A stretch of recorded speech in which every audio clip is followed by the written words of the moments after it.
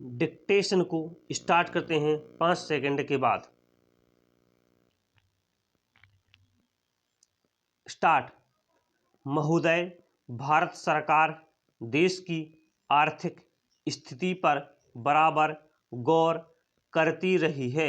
मैंने संसद के अपने पिछले अभिभाषण में थोक दामों में थोड़ी कमी का उल्लेख किया था। कमी की ओर का यह झुकाव फरवरी और मार्च के महीनों में और जोर से बढ़ गया। कुछ अंश में यह सारे संसार में चीज़ों की कीमतों के पुनः समायोजन के कारण हुआ, जो कमी 1950 में ही शुरू हुई थी। वह कोरिया में युद्ध आरंभ हो जाने के कारण कुछ रुक सी गई थी। कोरिया में ब्राह्म संधि की आशा की झलक से कीमतों के पुनः समायोजन की यह प्रक्रिया जोर पकड़ गई। देश में आर्थिक उत्पादन होने से और उपभोक्ताओं द्वारा ऊंची कीमतों का अधिकाधिक विरोध किए जाने से इस पुनः समायोजन के झुकाव को और भी बल मिला है। रुपये और साख संबंधी सरकारी नीति ने भी, जो मुद्रास्फीति रोकने के विचार से आरंभ की गई थी, दामों को गिराने में सहायता की है। जो लोग वाणिज्य और कारोबार में लगे हैं, वे और विशेषकर कपड़े और पटसन की बुनाई के कारोबार वाले मूल्यों में गिरावट आने से कुछ संकट में पड़ गए हैं। इससे हमारे निर्यात से जो आय होती है, उसमें भी कमी होने लग गई है।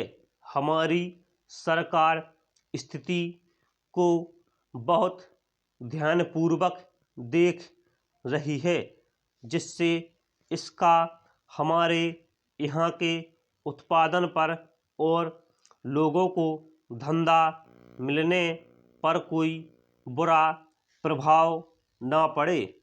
उसका विचार है कि मूल्यों को एक उचित स्तर पर ठहरा देने के लिए जो कार्यवाही आवश्यक होगी, वह करेगी। इस बात की मुझे बड़ी प्रसन्नता है कि एक नया उत्पादन मंत्रालय स्थापित किया गया है। सरकार के कारखानों के उत्पादन का बड़ा महत्व है और इस काम के लिए एक नए मंत्रालय की स्थापना किए जाने से स्पष्ट है कि इस ओर विशेष ध्यान दिया जाएगा। सरकार ने पिछले वर्ष संसद को आश्वासन दिया था कि समाचार पत्रों संबंधी विविध प्रश्नों पर विचार करने के लिए एक पत्र आयोग नियुक्त किया जाएगा। आशा है कि सरकार निकट भविष्य में ही ऐसा आयोग नियुक्त करेगी। ऐसा सोचा गया है कि संसद के सामने समाचार पत्र कानून जांच समिति की सिफारिशों से उद्भूत एक विधेयक उपस्थित किया जाए। संसद का यह सत्र विशेष रूप से बजट का काम करेगा और दूसरे प्रकार के कानून बनाने के लिए शायद बहुत समय नहीं मिलेगा।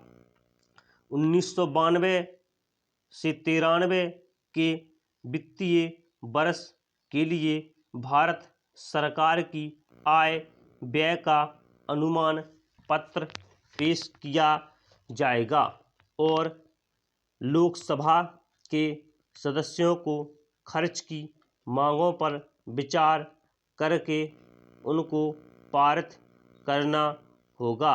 अंतरकालीन संसद के अंतिम सत्र के बाद सौराष्ट्र पोर्ट डेवलपमेंट लेवी का निरसन करने के लिए एक अध्यादेश जारी करना आवश्यक हो गया था।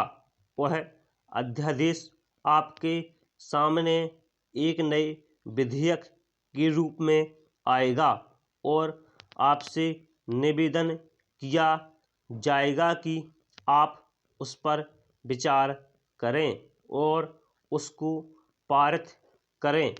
एक दूसरा अध्यादेश 1950 को जारी रखने के लिए जारी किया जाएगा। स्टॉप।